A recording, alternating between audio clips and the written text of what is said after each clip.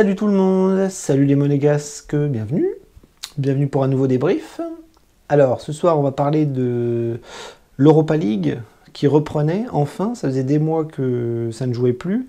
Et on attendait, j'allais dire, de façon impatiente ce match, oui et non, parce que Monaco était dans une période un peu compliquée, un peu bizarre.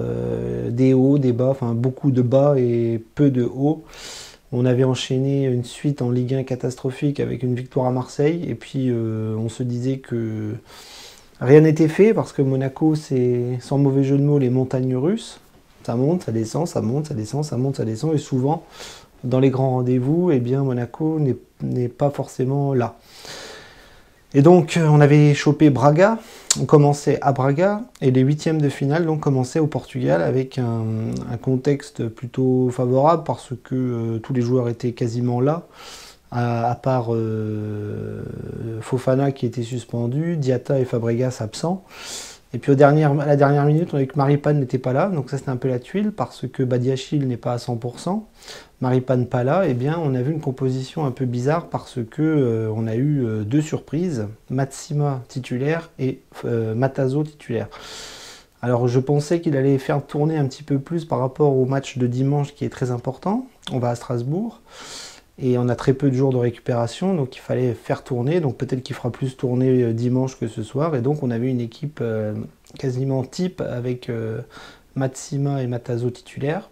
Donc Nubel, Caio Henrique Vanderson sur les côtés, Dissassi, Matsima, Tchouaméni, Matazo, Jean-Lucas, Gelson, Ben Yedder, Voland. Voilà. Donc il fallait faire un match fort pour espérer une qualification. C'est-à-dire que pour moi, l'objectif c'était de ne pas perdre. C'est-à-dire qu'un match nul ou une victoire aurait été un bon résultat pour bien préparer le retour. Parce que Braga, voilà, on s'est dit que c'était une équipe, on était content du tirage, on s'est dit que c'était une équipe qui était prenable, et puis on attendait le coup d'envoi. Donc, que dire? Que dire si ce n'est que je suis épuisé, mais épuisé par cette équipe qui est incapable d'enchaîner les bonnes performances. C'est-à-dire que dès qu'elle fait un bon match, derrière elle en fait 10 pas bons, et ça continue. Ça continue. En fait, on a perdu 2-0. Ce qui est un résultat assez pitoyable par rapport à l'enjeu et par rapport aux espoirs mis dans cette double confrontation. Comment dire, c'est extrêmement énervant de débriefer l'AS Monaco cette saison, qui est quand même globalement pas bonne du tout, très très mauvaise. On a eu des petits éclairs de génie ici et là, mais globalement, depuis le début de saison, on souffre. On souffre terriblement, et ce soir on a vu un match catastrophique sur plein de niveaux. C'est-à-dire que si on devait résumer le match de ce soir, c'est qu'on a très très mal commencé. Voilà, une équipe comme Monaco qui ne sait pas commencer un match, je comprends pas. Je comprends pas si c'est psychologique, si c'est physique, si c'est l'entraîneur qui n'est pas capable d'expliquer à des joueurs qu'il faut commencer fort tout de suite.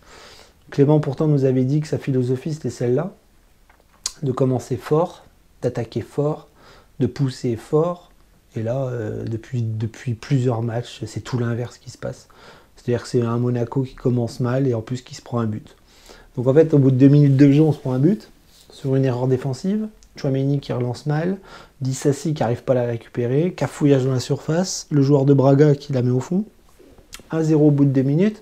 Autant vous dire que déjà la soirée commence mal. Et dans le football, eh bien, souvent, quand ça commence mal, ça finit assez mal. Donc le résumé du match, c'est ça. C'est un début de match complètement raté. Et puis petit à petit, Monaco a commencé à prendre le ballon, à être mieux, à mieux jouer et à commencer à se créer des occasions. Et n'a pas réussi à en mettre une au fond.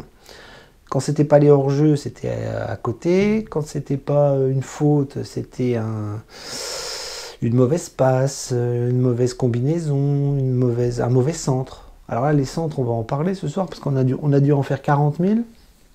Il n'y en a pas un qui est arrivé, si ce n'est un sur la tête de Ben Yedder qui a marqué sur hors-jeu. Donc on a été très maladroit devant, on a été très maladroit derrière, Et quand ça allait un petit peu mieux dans certaines phases de jeu, nous étions incapables d'aller mettre en danger une équipe qui s'était un petit peu recroquevillée derrière. C'est-à-dire que Braga a beaucoup défendu. On aurait dit le stade de Reims, à l'image de leur maillot. Et on n'a pas réussi à faire quoi que ce soit. Les changements n'ont rien donné. Le changement tactique à la mi-temps n'a rien donné. Les combinaisons reproduites n'arrivaient jamais au bout. Et il y avait toujours un pied, une tête, un joueur de Braga voilà, qui défendait, qui était là, voilà, qui arrivait à nous mettre en difficulté.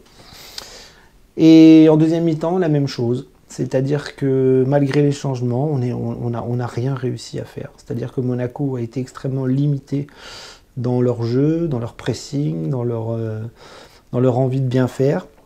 Et du coup, quand on a le ballon et qu'on ne sait pas quoi en faire, un petit peu comme en championnat, hein, quand on joue contre des blocs bas et puis que Monaco a le ballon et que ça tourne en rond pendant des heures et des heures et des heures, et qu'on est incapable de se créer une occasion franche, eh bien qu'est-ce qui arrive?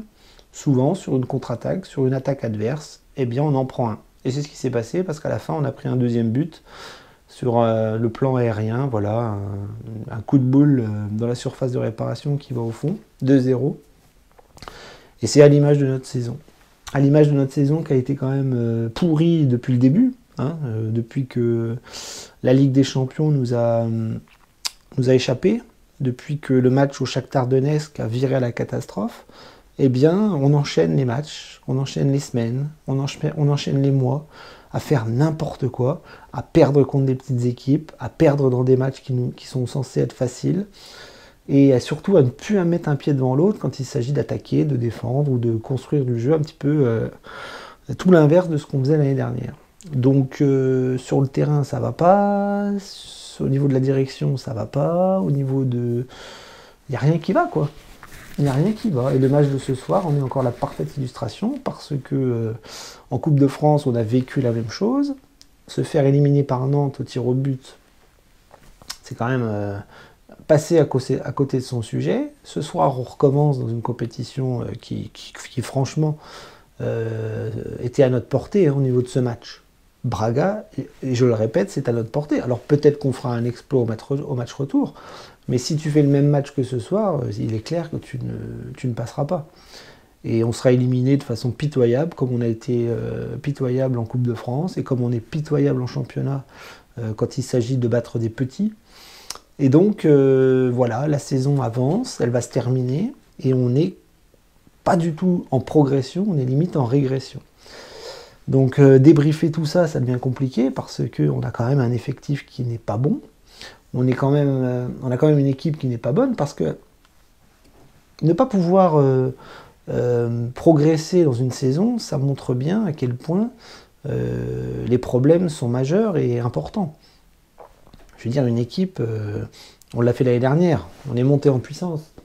Là, on a tendance à stagner, voire à chuter. Alors j'aimerais bien analyser un petit peu les joueurs parce que je vais essayer de faire un semblant de débrief tellement je suis dépité. Dépité du résultat, dépité de la prestation, dépité de la saison, dépité par le fait que dès qu'on fait un bon match, derrière on s'écroule. Ce qui montre bien que l'équipe est d'une fébrilité, d'une fragilité extrême.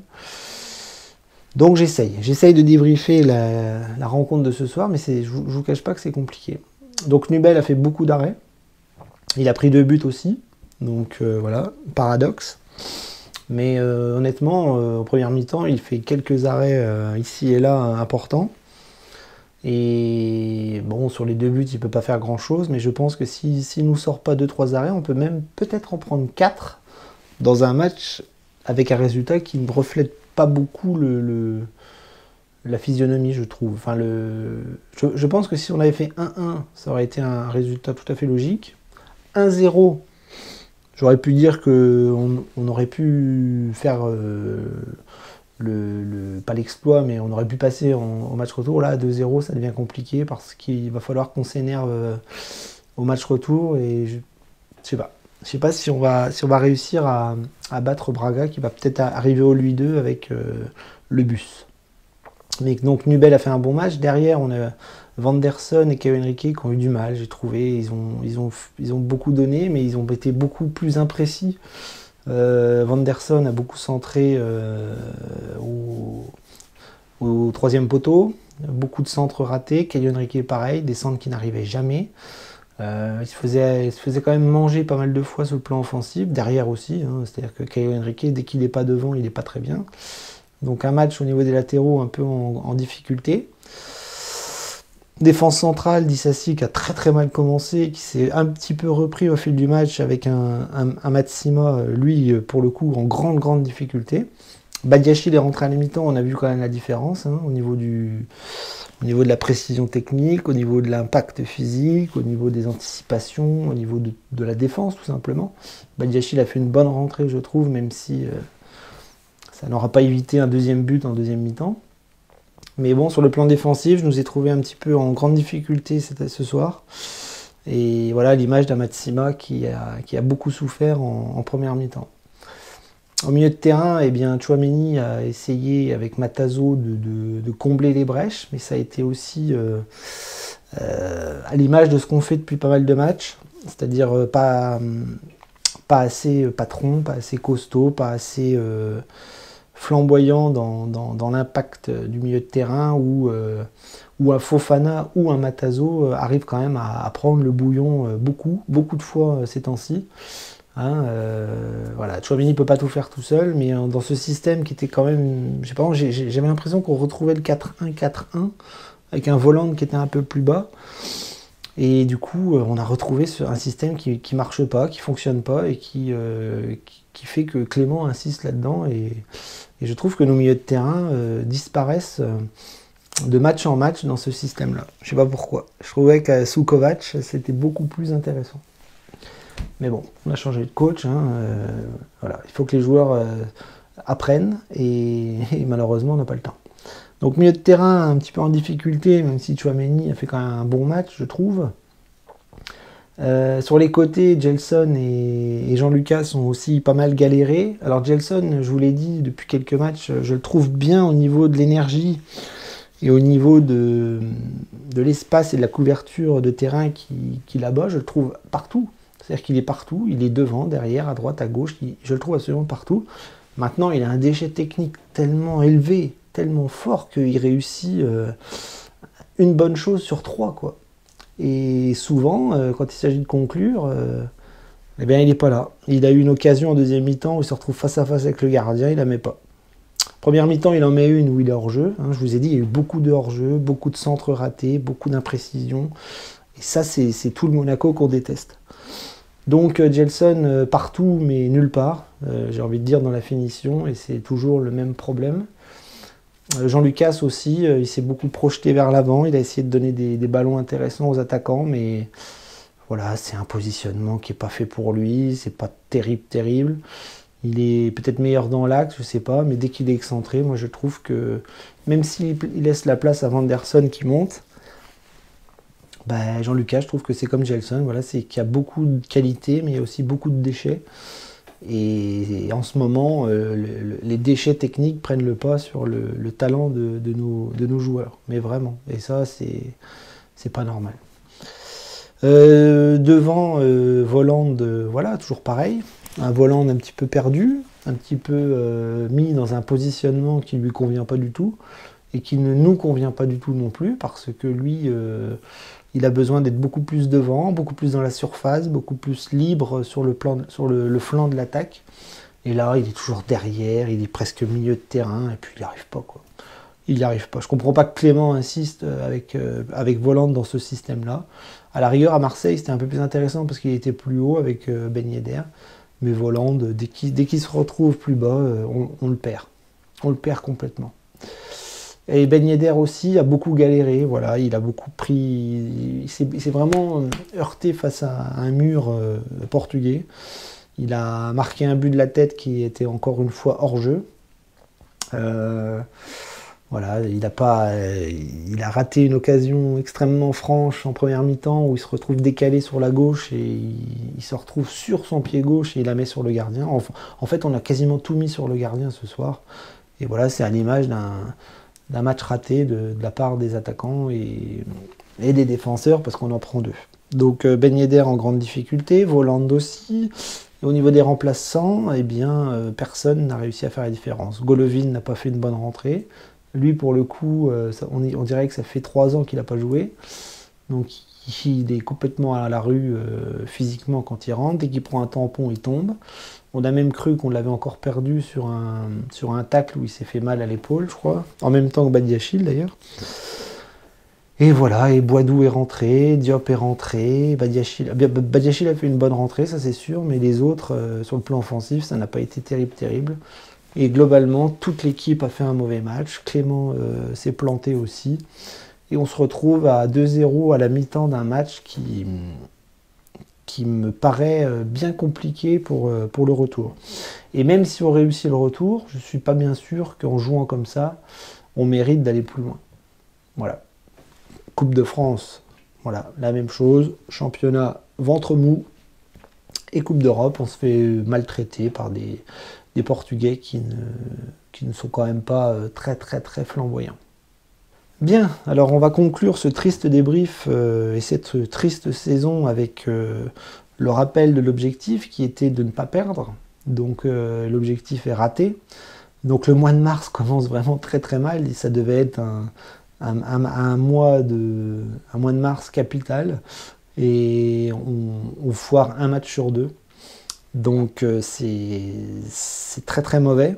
C'est très mauvais. Les objectifs disparaissent les uns après les autres. Voilà, la Ligue 1 c'est compliqué, la Coupe d'Europe c'est compliqué, la Coupe de France c'était compliqué. On est vraiment en train de sombrer. On est vraiment en train de sombrer et à mon avis c'est pas fini parce que dans 2 jours, 3 jours, moins de 3 jours, on va à Strasbourg.